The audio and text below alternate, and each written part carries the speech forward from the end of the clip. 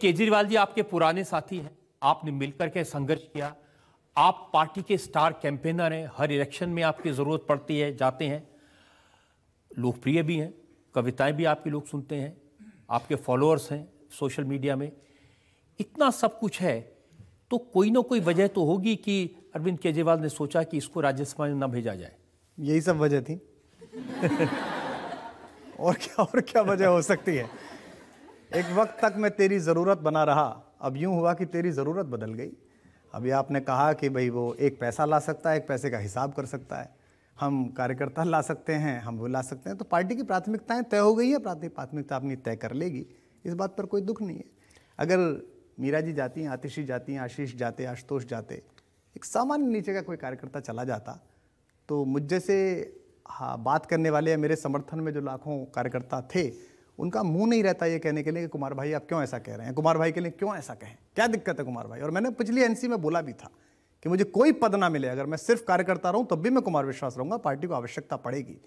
लेकिन अब इनका क्या जवाब देंगे, ये जो 2G है गुप्ता द्वय जो है, इसका क्या जवाब देंगे। करते रहिए जस्टिफिकेशन, कहते रहिएगा, इतिहास रात को सोते हुए आपको जगाता है। नहीं, उसका जस्टिफिकेशन तो ये भी दिया है कि गुप्ता जी हरियाणा में बहुत पॉपुलर हैं, हरियाणा में 16% वैश्य वोट हैं। पहली बात तो ये बड़ी निंदनीय बात है कि हम लोग ये बात करें कि कितने % वैश्य वोट हैं, कितने % दलित वोट हैं, माइनॉरिटी वोट हैं। इस राजनीति को करने आए थे, इसी को तो तोड़ने के लिए हम आए थे। और दूसरा, जो मैंने कल सुना, हमारे प्रवक्ता लोग कह रहे थे कि हरियाणा में वो जिता देंगे, ये तो मेरे नेता का अपमान है। अरविंद केजरीवाल हरियाणा के हैं, क्या उनका चेहरा इतना कमजोर हो गया कि वो हरियाणा नहीं जिता पाएंगे। एक हम बाहर से लेके आए हैं, हम घर के सबसे मजबूत आदमी पर भरोसा न करके बाहर से उधार के लठैत पे भरोसा कर रहे हैं। ये तो जिस भी कार्यकर्ता ने ऐसा बोला है उसने हमारे नेता का अपमान किया है। वो हरियाणा के रहने वाले हैं, सिवनी गांव के रहने वाले हैं, वही जिताएंगे हरियाणा भी, उसमें क्या दिक्कत है। तो ये तो फालतू तरीके से कोई एक झूठ छुपाने के लिए 100 झूठ बोलते रहिएगा और फंसते रहिएगा। लेकिन आपने ये भी कहा कि अरविंद केजरीवाल ने आपको ये कन्वे किया था कि मार तो दूंगा लेकिन शहीद नहीं होने दूंगा। अब ये कौन सी टेक्निक है उनके पास? नहीं, वो वी द नेशन वीडियो पर बहुत नाराजगी थी, तो ये कहा गया था कि इस पर माफ़ी मांगी। हालांकि उस समय मनीष ने बाहर निकल के कहा ऐसा कुछ नहीं कहा गया है। और कल गोपाल जी ने कहा कि हाँ वी द नेशन हटाना चाहिए, और उन्होंने वी द नेशन वीडियो करके बड़ा नुकसान किया। मैंने कश्मीर में जो सैनिकों के साथ मारपीट हो रही थी उसके खिलाफ एक वीडियो बनाया था, जिसमें मैंने भ्रष्टाचार पर भी एक लाइन बोली थी। और जैसे ही मैंने वीडियो शाम को बोला, मैं ऋषिकेश में मैंने उसको लोड किया था, सुबह मैंने देखा कि हमारे नेशनल कन्वीनर ने लिखा कि अंदर तक हिला दिया इस वीडियो ने, कमाल का है, सब देखिए। पूरी पार्टी ने ट्वीट किया, हर आदमी ने जबरदस्त प्रशंसा की, नेशनल पेज पे किया। अब कह रहे हैं कि वो गलती थी, आपने गलत किया। तो या तो तब गलत बोल रहे थे तो आप गलत बोल रहे हो, दोनों में से एक बात तय तो करो। और मैंने तब भी कह दिया था, जब मुझसे कहा गया था इस पर माफ़ी मांगिए, मैंने कहा था कि पहले मेरे लिए देश है, फिर दल है, फिर नेता है, फिर कार्यकर्ता, और आखिर में मैं हूं। इसकी प्राथमिकता मैं बदलूंगा नहीं।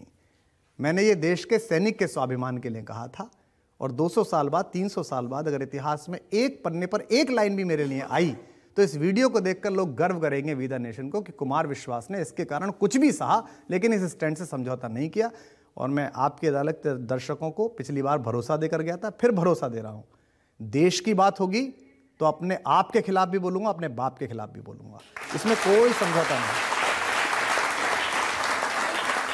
लेकिन ये तो सच है कि एमसीडी के इलेक्शन से पहले आपने वीडियो जारी किया, उसमें कहा कि अरविंद केजरीवाल भ्रष्टाचारियों के सवाल पर मौन है। नहीं, मैंने ऐसा नहीं कहा। मैंने केवल ये कहा कि राष्ट्रवाद के नाम पर आप सरकार लेकर आएंगे, और उसके बाद भी कश्मीर में भी आपकी सरकार होने पर अगर सैनिक पिटेगा तो लोग आपसे सवाल पूछेंगे। भ्रष्टाचार के सवाल पर हम सरकार लेके आएंगे, और उसमें हमारे घर में होने वाले भ्रष्टाचार के सवालों से हम बचने की कोशिश करेंगे। वो सही है या गलत, इस पर चर्चा हो जाएगी, अदालत चर्चा कर लेगी, सीबीआई कर लेगी, सड़क पर लड़ लेंगे, लेकिन हम कहेंगे ना हमें बात नहीं करनी है, तो लोग आपसे सवाल तो पूछेंगे। सवालों से आप बचेंगे, और सवालों के कारण ही आप आए थे। हम सब असहमत लोगों का सहमत समूह थे, जो हम कहते थे कि सवाल नहीं उठाने दे रहे हैं। ये कौन से लोग हैं जो हमसे पूछते हैं who the people of India. अब हम कहते हैं तुम कौन हमसे पूछने वाले, हमने कौन चुन दिया गुप्ता, हमने चुन दिया, तो मानो हमारी बात। तो ये तो बिल्कुल गलत बात हो गई। तब कुछ और कह रहे थे, आप कुछ और कह रहे थे। लेकिन आपसे भी सवाल पूछे जा रहे हैं कि आपकी वजह से आम आदमी पार्टी दिल्ली में एमसीडी का चुनाव हार गई। अगर मैं इतना बड़ा नेता हूं कि मेरे होने से दिल्ली में सरकार बन जाती है और ना होने से हार जाती है, तो मेरा तो बड़ा आदर करना चाहिए, बड़ा सम्मान पार्टी को करना चाहिए कि भाई कुमार विश्वास तो बहुत आवश्यक है। मुझे नहीं लगता कि मेरी वजह से हारी, हजारों हजार कार्यकर्ता लगे, नीतियों में कुछ गड़बड़ रही होगी। हम अपनी बात पंजाब आप चुनाव में प्रचार करने नहीं गए, गोवा प्रचार नहीं गए, वहां भी पार्टी हारी। नहीं, पंजाब में तो देखिए मैंने नशे के खिलाफ गाना लिखा, मेरे खिलाफ मुकदमे हुए, मुझे बुलाकर मैंने 5-6 बार निवेदन किया मुझे जाने दीजिए, मुझे जाने दीजिए, लेकिन मुझे मना किया गया और कहा गया कि जो वहाँ थोड़ा सा एक फेनेटिक मूवमेंट है वो आपसे नाराज़ है। और आज मैं अमेरिका जाता हूँ, कहीं भी जाता हूँ तो मैं देखता हूँ जहाँ भी मैं जाता हूँ मेरे शो के बाहर 15-20 खालिस्तान समर्थक हिंदुस्तान मुर्दाबाद का नारा लेके लोग आ जाते हैं, कुमार विश्वास मुर्दाबाद, हिंदुस्तान मुर्दाबाद। और अजय जी मुझे बड़ी खुशी होती है इस बात की कि मैं जहाँ जाऊँ भारत के विरोध में उठने वाली हर आवाज़ मुझे अपना दुश्मन मानती है। इससे बेहतर क्या हो सकता है? ये मेरे लिए गर्व का विषय है और मैं अपने इस स्टैंड से नहीं बदलूंगा। तो मुझे मना किया गया कि मत जाइए पंजाब। मैं गोवा गया तो गोवा मुझे कहा गया कि आप डोर टू डोर कैंपेन कर लीजिए सड़क पर घूम के, मैंने वो भी कर लिया। अब तो और सौभाग्य, आपकी पार्टी भी आपको अपना दुश्मन मानती है।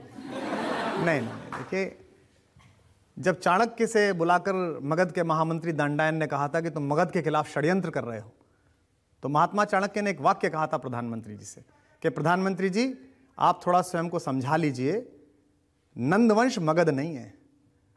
तो 2 लोग या 3 लोगों की जो मंडली है वो आम आदमी पार्टी नहीं है।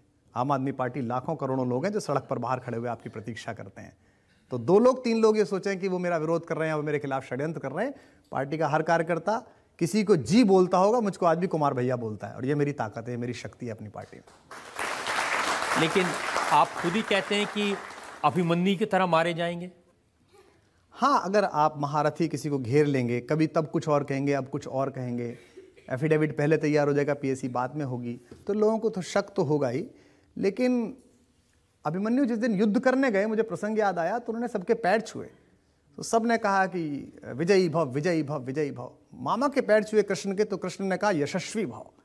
अभिमन्यु की माँ को थोड़ा दुख हुआ, जब वो चले गए तो द्रौपदी ने कृष्ण से पूछा कि तुमने अपने भांजे को विजयी भव क्यों नहीं बोला, यशस्वी भव क्यों बोला? तो कृष्ण ने कहा कि युद्धों में द्रौपदी लोग हारते जीतते रहते हैं, कोई जीत जाता है कोई हार जाता है, लेकिन यश किसी किसी का अमर होता है। मेरा भांजा जीतेगा हारेगा मुझे पता नहीं है, लेकिन कालखंड में उसका यश महाभारत के सर्वश्रेष्ठ योद्धाओं में गिना जाएगा। तो मैं हारा हूं या जीता हूं मुझे पता नहीं है, लेकिन सत्य के लिए लड़ने वाले योद्धाओं में मेरा यश धवल अक्षरों में लिखा जाएगा। इस बात पर मुझे भी गर्व होगा, मेरे माँ बाप को भी गर्व होगा, मेरे कार्यकर्ताओं को भी गर्व होगा। लेकिन सच तो यह है कि अरविंद केजरीवाल, जिन्होंने आपको इतना मान सम्मान दिया, इतना बड़ा बनाया, आपको मौका दिया कैंपेन करने का, वो जो भी कुछ बोलते रहे आप उसके खिलाफ बोलते रहे। उन्होंने सर्जिकल स्ट्राइक का सबूत मांगा, आपने सर्जिकल स्ट्राइक को ग्लोरीफाई किया। नहीं, देखिए वो मैंने पहले भी कहा था कि वो अनवांटेड वीडियो था, मैंने उसके लिए मना किया था और मेरे बहुत ज़बरदस्त मतभेद भी हुए थे। अब तो बाहर आ गई है बात, तो कह देने में कोई दिक्कत नहीं है। मैं अकेला मित्र ऐसा हूँ जो सिंगुलर में बात कर लेता हूँ, अरविंद ही बोलता हूँ। और मुझे याद है कि जब उस पर बहुत ज़्यादा बहस चल रही थी और चल रहा था कि ये बोलना ही है, तुम बोलो, तो मैंने कहा मैं तो बोलूँगा भी नहीं, ये बिल्कुल गलत है, इसकी ध्वनि कुछ और जा रही है, चाहे तुम कुछ भी कहना। तो मेरी आंखें भीगी हुई थी अंदर, जब मैं अंदर जाकर कहा, मैंने कहा इसको मत करो, इसको पाकिस्तान उठा लेगा, फ्रंट पेज पे छापेगा, कोई नहीं सुनता है सर जी। मैंने कहा यार सेना का मनोबल, अरे सब कुछ नहीं है, पहले मोदी हटेगा तो सब कुछ ठीक होगा, ये मानना था। तो अब बताइए कि अगर उसकी बात की नाराजगियां हैं तो मैं युद्ध का हिमायती नहीं हूं, लेकिन जो माँ अपना बेटा भेज देती है रण में, जो पत्नी अपना सिंदूर भेज देती है, जो बहन अपनी राखी भेज देती है, वो सिपाही जो अंदर घुस के आतंकवादियों को मार के आया है, जब वो घर में ये बात देखेगा कि राजनीति के नाम पर निर्वाचित लोग ये कह रहे हैं कि इनके सबूतों के साथ चलिए, वो सब समझेगा, तो वो हमारे बारे में क्या सोचेगा। हमने रात रात भर कवि सम्मेलनों में गालियां सुनी है इस बात पर बैठकर मुस्कुराते हुए, तो मैं क्या कर सकता हूँ। सैनिकों के लिए स्तवन गीत गाने वाला कवि, कारगिल में और सियाचिन में जाके अग्रिम मोर्चे पर मनोबल बढ़ाने वाला कवि, अगर इस बात पर भी चुप रह जाएगा और आपको सही सलाह नहीं देगा, तो मैंने कोई खराब सलाह तो नहीं दी, मैं आपका दुश्मन तो नहीं था, मैं तो आपका भाई था। मैं चाहता था कि आप देशभक्त हैं तो देशभक्त लगें लोगों को, जबरदस्ती का आप कैसे क्यों लगे कि लोग आपको कहें कि देश के खिलाफ हैं, लेकिन उसका नुकसान मुझे हो गया। तो इसमें क्या दिक्कत है? कई बार आप एक्सीडेंट बचाने के चक्कर में मारे जाते हैं, वो लोग बच जाते हैं जो सड़क पर एक्सीडेंट जा रहे हैं, आप मारे जाते हैं तो कोई कुछ नहीं। ये कि सिर्फ सर्जिकल स्ट्राइक का उदाहरण नहीं है, ईवीएम मशीन, अरविंद केजरीवाल ने कहा कि अगर हम हारे तो ईवीएम मशीन की वजह से हारेंगे, हार गए तो कहा ईवीएम मशीन की जांच करवाओ। आपने कहा भाई ईवीएम मशीन में क्या रखा है? नहीं, मैंने ये नहीं कहा, मैंने भी कहा, संजय सिंह जी ने भी कहा, हमारे जो राज्यसभा सदस्य हैं, मेरे छोटे भाई हैं, हमने सदा ये कहा कि हम ईवीएम की वजह से भी हारे हैं, उसमें भी गड़बड़ियाँ, उसकी जांच होनी चाहिए, चुनाव आयोग को रिपोर्ट करिए, सुप्रीम कोर्ट में मुकदमा करिए, प्रदर्शन करिए, लेकिन हम कुछ और कारणों से भी हारे हैं। उनकी भी हम चर्चा करें। ऐसा क्या था कि जब मैं अन्ना आंदोलन के बाद जब हम पार्टी बना रहे थे, मैं एक चैनल में गया था, तो जो टचअप करने वाले लड़के लड़कियां होते हैं उनमें से एक लड़की रोने लगी देख के। मैंने कहा क्या हो गया? तो उसने कहा हमने भगत सिंह, सुखदेव, राजगुरु को नहीं देखा था, आप लोगों को देखा है। हम वहां से चले थे और हम यहां आ गए कि लोग हम पे हंसना भी बंद कर रहे हैं, चर्चा भी बंद कर रहे हैं हमारी। तो हमें कुछ तो सोचना पड़ेगा कि हम कौन थे, क्या हो गए हैं और क्या होंगे अभी। आओ विचारें आज मिलकर ये समस्याएं सभी। हम कहते हैं आओ विचारें, वो करें, नहीं सब सही चल रहा है, हम हर जगह सरकार बन रही है, लक्षद्वीप में बन रही है, अंडमान में भी सरकार बन रही है, हर जगह सरकार बन रही है। अब ये तो बहुत गलत है।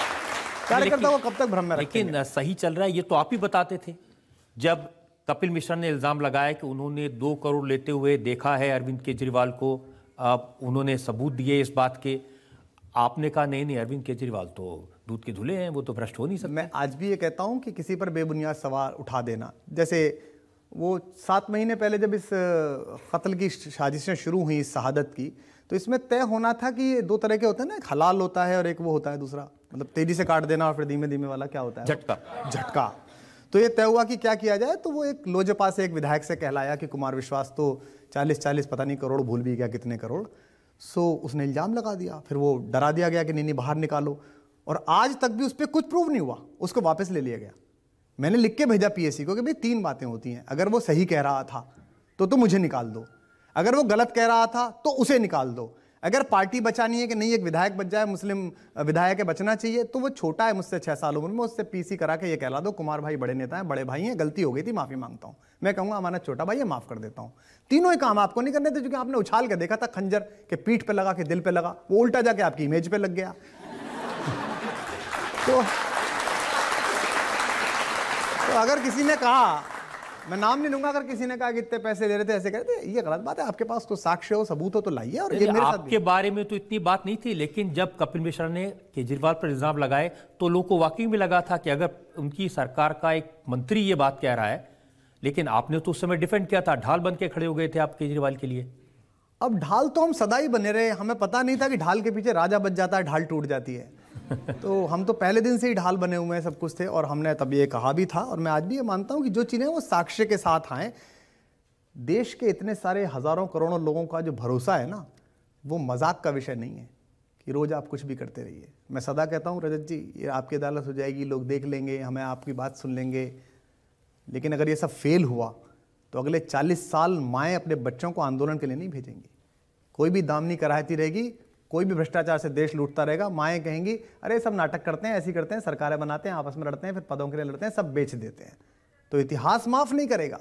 मैं तो अपना गा बजा के काम कर लूंगा, मेरे तो चाहने वाले करोड़ों, रोज रात कार्यक्रम करूंगा, फिल्म फेयर चला जाऊंगा, यहाँ चला जाऊंगा, सब चलता रहेगा। कुछ लोग पूर्व मुख्यमंत्री बन जाएंगे, बंगला लिए रहेंगे, चीजें लिए रहेंगे, लेकिन वो जो लड़का जिसने नौकरी छोड़ी थी, पसीने बहाए थे, टोपी लगा के घूमा था, गालियां खाई थी, जिसे लोग कहते थे कि अरे और भाई क्या चल रही तुम्हारी आम आदमी पार्टी, सुना, उसका क्या होगा, उसके सपनों का क्या होगा?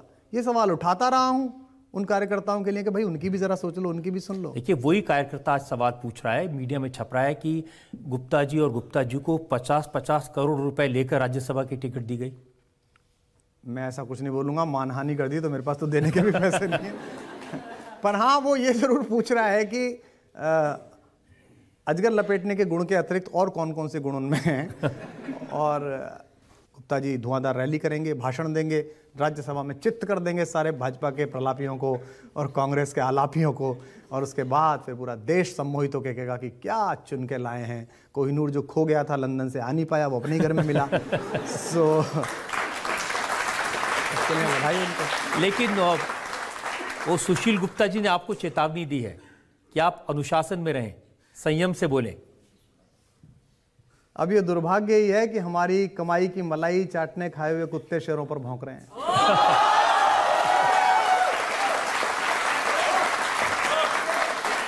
जंगल का दुर्भाग्य है, ये दिन भी देखना था तो देख रहे हैं।